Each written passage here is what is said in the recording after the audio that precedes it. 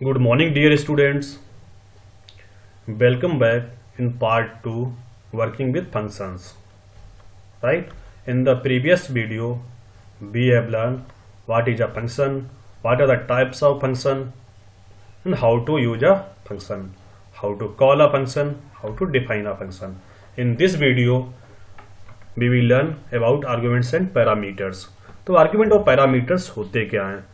Last video में हमने देखा जब भी हम कोई फंक्शन डिक्लेयर करते थे, डिफाइन करते थे, तो डिफाइन कीवर्ड का यूज करते थे। उसके बाद में क्या यूज करते? Function name. और फंक्शन नेम के साथ जो ब्रैकेट्स यूज करते थे उसमें कुछ वैल्यू पास करते थे, वेरिएबल्स पास करते थे। इन वैल्यूज और वेरिएबल्स को ही कहते हैं आर्ग्यूमेंट्स एंड पैरामीटर्स। तो what is argument and parameter? Values और variables passed inside a function is called argument and parameters. जो भी वैल्यू और वेरिएबल्स हम पास करते हैं उसको आर्ग्यूमेंट और पैरामीटर्स कहते हैं। अब आर्ग्यूमेंट्स और पैरामीटर्स में बहुत ही छोटा सा डिफरेंस है। वैसे तो दोनों सेम, बस छोटा सा एक लिटिल बिट डिफरेंस। डिफरेंस क्या है? Arguments Python refers to the value being passed as argument. जो भी वैल्यू हम पास करते हैं, कब पास करते? फंक्शन को कॉल करने के टाइम पे, it is called argument. Function calling करने के टाइम जो वैल्यू हम पास करते हैं वो उसको आर्ग्यूमेंट कहते हैं। और parameters value being received as a parameter. जब वैल्यू को हम रिसीव करते हैं इनसाइड ए वेरिएबल, उसको पैरामीटर कहते हैं। पैरामीटर कहां पे यूज होता है? जब फंक्शन को डिफाइन करते हैं। डीईएफ फंक्शन नेम ब्रैकेट में कुछ वेरिएबल्स यूज करते हैं, ए कॉमा बी और x y, it is called parameters. तो आप समझ गए पैरामीटर्स और आर्ग्यूमेंट्स क्या होते हैं।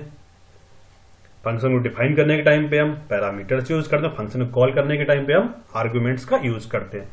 तो there are 3 types of arguments in Python. तो पाइथन में हमारे 3 टाइप्स के आर्ग्यूमेंट्स हैं। फर्स्ट वन इज लिटरल और कांस्टेंट। लिटरल कांस्टेंट का मीनिंग होता है इसकी वैल्यू हम कभी भी चेंज नहीं कर सकते। तो इसका बेस्ट एग्जांपल है नंबर्स। और एक बार कोई भी नंबर ले लेते तो उस नंबर को कभी भी मॉडिफाई नहीं किया जा सकता, right. Second is variables. Variable is a temporary storage and its value can be modify inside a program. तो वेरिएबल्स क्या होते हैं? कुछ लेटर्स होते हैं जिसकी वैल्यू हम कभी भी प्रोग्राम के बीच में मॉडिफाई कर सकते हैं, चेंज कर सकते हैं। Third one is expressions. हम एक्सप्रेशंस भी यूज कर सकते हैं as a argument the time of function calling. Expression क्या होता है? जहां पे हम एक या एक से अधिक वेरिएबल यूज करते हैं, वन और more than one variable comes with some operators, it is called expression. तो एग्जांपल से समझते हैं। तो डिफाइन मल्टीप्लाई, तो यहाँ पे डिफाइन हमारा कीवर्ड है, मल्टीप्लाई एक फंक्शन है, और ए कॉमा बी वेरिएबल्स हैं। इन वेरिएबल्स को हम क्या कहते हैं? Parameters. Inside that function what we are doing? Multiply. तो प्रिंट ए इनटू बी, तो ये बी का मल्टीप्लाई कर रहे हैं। और नाउ कॉलिंग ए फंक्शन, तो इस फंक्शन को किस तरह से कॉल कर सकते हैं? First one is multiply 3,4। तो यहाँ पे आप देख सकते हो जो ए की वैल्यू है वो कितनी है? 3, और बी की वैल्यू 4। तो दोनों कैसी वैल्यू यहाँ पे? बोथ लिटरल आर्ग्यूमेंट्स और कांस्टेंट आर्ग्यूमेंट। 3 और 4 की वैल्यू कभी भी चेंज नहीं हो सकती। In the second function calling multiply a comma b, यहाँ पे ए और बी दोनों क्या है? वेरिएबल्स। इनकी वैल्यू प्रोग्राम में कभी भी चेंज हो सकती है। थर्ड है हमारा मल्टीप्लाई 3 कॉमा ए। यहाँ पे क्या? 1 लिटरल है, लिटरल क्या है हमारा? 3, और 1 वेरिएबल, वेरिएबल क्या है यहाँ पे? ए। 3 तो हमेशा कांस्टेंट रहेगा और ए की वैल्यू मॉडिफाई होती रहेगी। And the last one multiply P comma P plus 1। तो यहाँ पी क्या हमारा? एक वेरिएबल, और पी प्लस 1 क्या है? एक एक्सप्रेशन है। एक्सप्रेशन क्यों? अभी हमने आपको बताया एक्सप्रेशन होती क्या? जहां पे 2 या 2 से अधिक वेरिएबल्स यूज होते हैं विद सम ऑपरेटर। तो यहाँ पे 2 वेरिएबल्स यूज हो रहे हैं, एक तो वेरिएबल है पी और 1 है हमारा लिटरल। उसके बीच में यूज क्या कर रहे हैं? ऑपरेटर, एडिशन ऑपरेटर और plus operator. So it makes it एक expression, right. Passing parameters. If a function header has 3 parameters then function call should also pass 3 values. इसका मीनिंग ये हुआ, अब जब फंक्शन को डिफाइन कर रहे हैं तो डिफाइन करने के टाइम पे अगर आपने 3 पैरामीटर्स दिए हैं तो फंक्शन कॉलिंग करने के टाइम पे आपको 3 आर्गुमेंट्स भी पास करने हैं। अगर आप ऐसा नहीं करते तो ये एक एरर शो करेगा। Python supports 3 types of formal arguments और पैरामीटर्स। तो पाइथन में 3 टाइप्स के फॉर्मल आर्गुमेंट्स और पैरामीटर्स होते हैं। ये क्या क्या होते हैं? फर्स्ट वन इज पोजिशनल और required argument, second is default argument, and third is keyword और named argument. First one, positional or required argument. When the function call statement must match the number and order of arguments as defined in the function definition. This is called the positional argument matching. Meaning, जब किसी function में, for example इसी example ले लेते हैं, define power, तो यहाँ पे हमने दो वेरिएबल्स यूज किए हैं, दो पैरामीटर्स पास किए हैं, ए कॉमा बी. और जब इसको हम कॉल कर रहे हैं function power x comma y, x comma two, power two comma three, हमारे यहाँ पे आर्ग्यूमेंट्स चेंज हो रहे हैं. फर्स्ट वेरिएबल्स यूज कर रहे हैं, then variable of constant use कर रहे हैं, लिटरल्स यूज कर रहे हैं, and the last one only literals use कर रहे हैं. इससे कोई भी फर्क नहीं पड़ता हम कहाँ पे क्या यूज कर रहे हैं. बस कंडीशन क्या है, जितने हमारे पैरामीटर्स होने चाहिए उतने ही हमारे आर्ग्यूमेंट्स भी होने चाहिए, और दोनों ही सेम ऑर्डर में होने चाहिए. यहाँ पे ए की वैल्यू क्या है, एक्स, और बी की वैल्यू वाई. यहाँ पर ए की वैल्यू है एक्स, बी की वैल्यू 2, और थर्ड फंक्शन कॉल में a equal to 2 and b equal to 3. तो इससे हम क्या कहते हैं, पोजिशनल और रिक्वायर्ड आर्ग्यूमेंट्स. सभी की पोजीशन सेम होनी चाहिए, ऑर्डर में होने चाहिए, और जितने रिक्वायर्ड आर्ग्यूमेंट्स मीन्स जितने हमने पैरामीटर्स पास किए हैं उतने ही हमारे आर्ग्यूमेंट्स भी पास होने चाहिए फंक्शन कॉलिंग में. Note, the argument must be provided for all parameters. Means जब भी हम फंक्शन डेफिनेशन के टाइम पे अगर हम 3 पैरामीटर्स पास करते हैं तो वहां फंक्शन कॉलिंग करने के टाइम पे भी हमें 3 आर्ग्यूमेंट्स पास करने होंगे, नहीं तो ये एरर शो करेगा. The values of arguments are matched with parameters position wise. और जो पैरामीटर्स की वैल्यू है वो भी पोजीशन वाइज मैच होनी चाहिए. Next one is default argument. The default values are specified in the function header of function definition. A parameter having default value in the function header is known as the default parameters. कभी कभी हम क्या करते हैं, जैसे अभी तक हमने देखा था हम सभी फंक्शंस में पैरामीटर्स पास करते थे और फंक्शन कॉलिंग के टाइम पे आर्ग्यूमेंट्स पास करते थे. अगर हम किसी भी वेरिएबल की या पैरामीटर की डिफॉल्ट वैल्यू सेट करना चाहें तो वो भी कर सकते हैं. आइए देखते हैं. Note, A parameter having a default value in function header becomes optional in function call. Function call में और may not have value for it. और किसी भी पैरामीटर में हमने डिफॉल्ट वैल्यू यूज की है, ये इंपॉर्टेंट पॉइंट से अच्छे से समझिए. अगर फंक्शन डेफिनेशन के टाइम पे, फंक्शन डिफाइन करने के टाइम पे अगर किसी भी पैरामीटर की डिफॉल्ट वैल्यू हमने यूज की है, जब इसको हम कॉल करेंगे तो ये एक ऑप्शनल हो जाता है कि फंक्शन कॉल में उस वेरिएबल को, उस पैरामीटर को हम कॉल करें या ना करें. हम उसको कॉल कर भी सकते हैं और नहीं भी कर सकते हैं.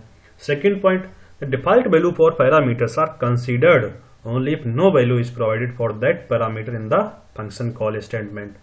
और जो भी हमने डिफॉल्ट वैल्यू पास की थी फंक्शन को डिफाइन करने के टाइम पे, वो तभी यूज होगी जब फंक्शन कॉल में उस वेरिएबल के लिए हम वैल्यू इंसर्ट ना करें और फंक्शन कॉल में उस पैरामीटर के लिए कोई भी आर्ग्यूमेंट पास ना करें. अगर हम आर्ग्यूमेंट पास करते हैं तो हमारे वही वैल्यू यूज की जाएगी और डिफॉल्ट वैल्यू का यूज नहीं होगा. अगर हम वैल्यू पास नहीं करते फंक्शन कॉलिंग के टाइम पे, then it be use the default value of that parameter of variable.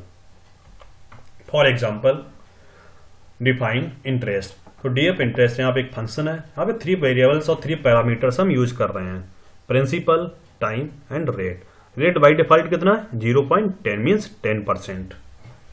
Print principal into rate into time divided by 100. तो यहाँ पे हम सिंपल इंटरेस्ट फाइंड आउट कर रहे हैं. तो हमने यहाँ पे फंक्शन क्रिएट किया इंटरेस्ट, अब फंक्शन कॉल करते हैं, राइट. तो यहाँ पे हमने लिखा इंटरेस्ट 5400, 2. तो प्रिंसिपल की वैल्यू तो हो जाएगी 5400 और टाइम की वैल्यू कितनी हो जाएगी 2. ये भी हमने पढ़ा था पोजिशनल आर्ग्यूमेंट्स में कि पोजीशन सेम होनी चाहिए, ऑर्डर में होने चाहिए, राइट.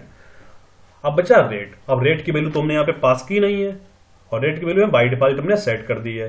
तो जब हम इसको एग्जीक्यूट करेंगे तो एरर शो नहीं करेगा.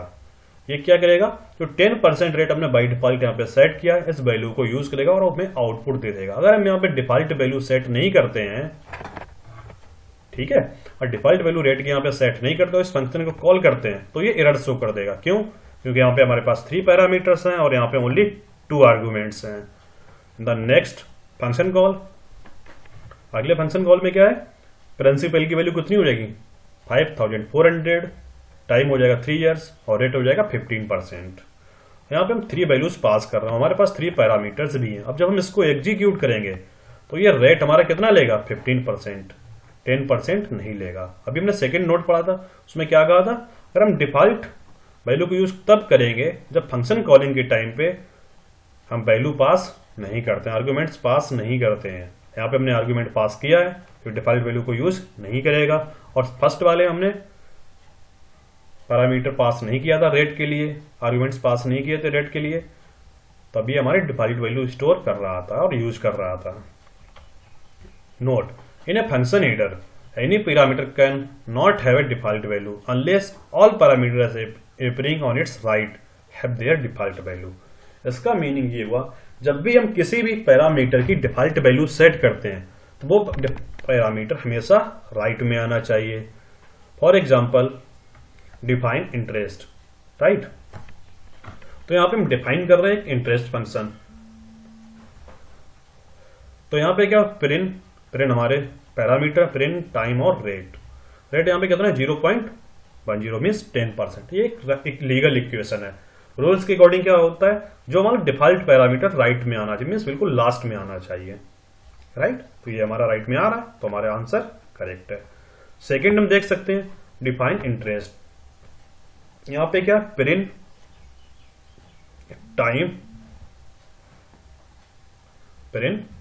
टाइम इक्वल टू 2 और रेट। यहां पे हमने क्या किया, टाइम की वैल्यू डिफॉल्ट दे रखी 2 मीन्स 2 ईयर्स। ये इलीगल है। अब इलीगल क्यों है, जैसा कि अभी हमने आपको यहां पे क्या बताया था, because default parameter before required parameter. यहां पे जो रिक्वायर्ड पैरामीटर हमारे क्या क्या है, प्रिंट और रेट। रिक्वायर्ड जिसकी वैल्यू हमें और जिसके आर्गुमेंट्स में पास करने हैं, लेकिन ये कहां पे आने चाहिए, पहले आने चाहिए, लेफ्ट में आने चाहिए, और जो डिफॉल्ट है वो राइट में आना चाहिए। लेकिन यहाँ पे ऐसा नहीं हो रहा है, यहाँ पे टाइम क्या हो रहा है, लेफ्ट में आ रहा है, और रिक्वायर्ड पैरामीटर रेट राइट में आ रहा है। और जब इसकी हम पोजीशन चेंज करते हैं तो हमारा इलीगल हो जाएगा, जैसे कि ऊपर वाले में हम देख सकते हैं। तो आपको ध्यान रखना है, जो भी डिफॉल्ट वैल्यू आप पास करेंगे किसी पैरामीटर के लिए, वो पैरामीटर हमेशा राइट में आना चाहिए, उससे पहले सभी रिक्वायर्ड पैरामीटर्स आ जाने चाहिए। Okay, next one is keyword or named argument. Keyword argument are the named argument with assigned value being passed in the function call statement. For example, तो keyword argument are the named argument. Keyword argument क्या हो, named argument। जब इनकी value हम पास करते हैं function calling के time पे तो प्रॉपर पैरामीटर्स के साथ में करते हैं। तो इसका बेनिफिट क्या है, तो इसको हम ऑर्डर में यूज करें या ना करें कोई फर्क नहीं पड़ता है। जैसे कि हमने अभी तक पढ़ाया था आपको पोजिशनल, तो पोजीशन का यहाँ पे कोई भी काम नहीं है, आप प्रिंसिपल रेट टाइम को आगे पीछे शिफ्ट कर सकते हैं। बट आपको ध्यान क्या रखना है, जो नेम्स आपने एज अ पैरामीटर यूज किए हैं फंक्शन कॉलिंग के टाइम पे भी सेम नेम्स यूज होने चाहिए। ये ऑटोमेटिक मैच कर लेता है, बट ऑर्डर सेम होना चाहिए। मीन्स और पैरामीटर्स हमारे 3 हैं तो आर्ग्यूमेंट्स भी 3 होने चाहिए। तो यहाँ पे आप देख सकते हैं एग्जाम्पल में हमने इंटरेस्ट फंक्शन डिफाइन किया है। यहाँ पे हमारे पास 3 वेरिएबल्स हैं, print time and rate. Print time into rate divided by 100। तो यहाँ पे एसआई कैलकुलेट हो रहा है और जो फंक्शन को कॉल कर रहे हैं तो आप यहाँ पे देख सकते हैं प्रिंट 2000, टाइम 2 ईयर्स, रेट 10%। तो इस तरह से हमने लिखा, ये हमारा एग्जीक्यूट हो जाएगा, जो कि सीरियल में भी है, पोजीशन वाइज है। नेक्स्ट लाइन में हमने लिखा time equal to 4, print equal to 2600 and rate equal to 12%। Third function call time equal to 2 years, rate equal to 15% and principal equal to 2000। तो इन सभी में आप देख सकते हैं कि पोजीशन बार बार चेंज हो रही है, बट जब इसको हम एग्जीक्यूट करेंगे तो आंसर हमेशा करेक्ट आएगा, क्योंकि ये बाई डिफॉल्ट क्या करेगा, जो हमारे वेरिएबल्स पैरामीटर्स हमने पास किए थे फंक्शन को डिफाइन करने के टाइम पे, उनको इन आर्ग्यूमेंट के साथ मैच करेगा। They have same variable names and they will match the same variables and take the value of these variables as a argument and will execute it and show the output. Returning values from functions. Function in Python may or may not return any value. Function हमारे value return भी करते हैं और return नहीं भी करते हैं, जैसे कि हमने लास्ट वीडियो में भी पढ़ा था। तो there are 2 types of functions in Python. तो टू टाइप्स के फंक्शन क्या होते हैं? First one is non void function. Non void function means function returning some value. ऐसे फंक्शन जो कुछ वैल्यू रिटर्न करते हैं उसको बोलते हैं non void function. For example define sum x comma y. तो डिफाइन हमारा कीवर्ड हो गया, सम फंक्शन नेम है, एक्स और वाई टू पैरामीटर्स हैं, right. S equal to x plus y, यहाँ पे हम कैलकुलेशन कर रहे हैं, क्या कर रहे हैं, एस एक वेरिएबल जहां पे एक्स प्लस वाई की वैल्यू स्टोर कर रहे हैं, और रिटर्न एस की वैल्यू रिटर्न कर रहे हैं। इस वैल्यू को हम रिटर्न करने की वैल्यू कहां पे स्टोर हो जाएगी? सम फंक्शन में यूज स्टोर हो जाएगी।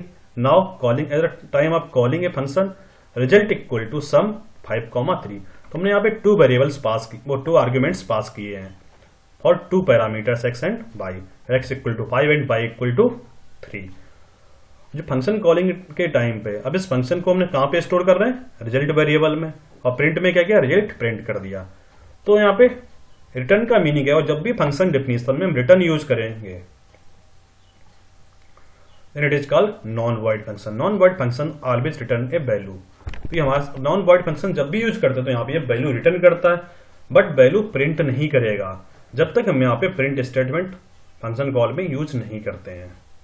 तो आप समझ गए होंगे, जब हम नॉन वॉइड फंक्शंस यूज करेंगे तो फंक्शन डिफिनीशन में हम वैल्यू को रिटर्न करते हैं, और फंक्शन कॉलिंग के टाइम पे उस वैल्यू को प्रिंट करते हैं, right. Void functions will not return anything. Void functions में क्या हो? फंक्शन कुछ भी वैल्यू रिटर्न नहीं करता है। For example definition sum x comma y, S equal to x plus y, print S. तो यहाँ पे क्या डिफाइन कीवर्ड यूज हो रहा है, DF sum function name at x comma y are the parameters, right. S equal to x plus y, यहाँ पे x plus Y को हम सम कर रहे हैं, एस में स्टोर कर रहे हैं, प्रिंट एस, और यहाँ पे एस प्रिंट कर दिया। तो हम वॉइड फंक्शन यूज करेंगे। वॉइड का मीनिंग होती है, यही होता है कि void does not return anything और विल नॉट रिटर्न एनीथिंग। आप अदर प्रोग्रामिंग लैंग्वेजेस में भी देख सकते हैं, सी, सी प्लस प्लस, जावा, एनी प्रोग्रामिंग लैंग्वेज में आप देख सकते हैं, किसी भी प्रोग्रामिंग लैंग्वेज में आप देख सकते हैं कि जब भी हम वॉइड फंक्शन यूज करते हैं, वॉइड मेन यूज करते थे, तो वहां पे हमारा कोई भी वैल्यू रिटर्न नहीं होती थी। अगर वॉइड के कोई और फंक्शन यूज करते, इंट यूज करते थे, कुछ भी और यूज करते थे, तो हमारी वैल्यू रिटर्न होती थी। तो भाई हम यहाँ पे सेम कर रहे हैं, वॉइड फंक्शन है, एक नॉन वॉइड फंक्शन है।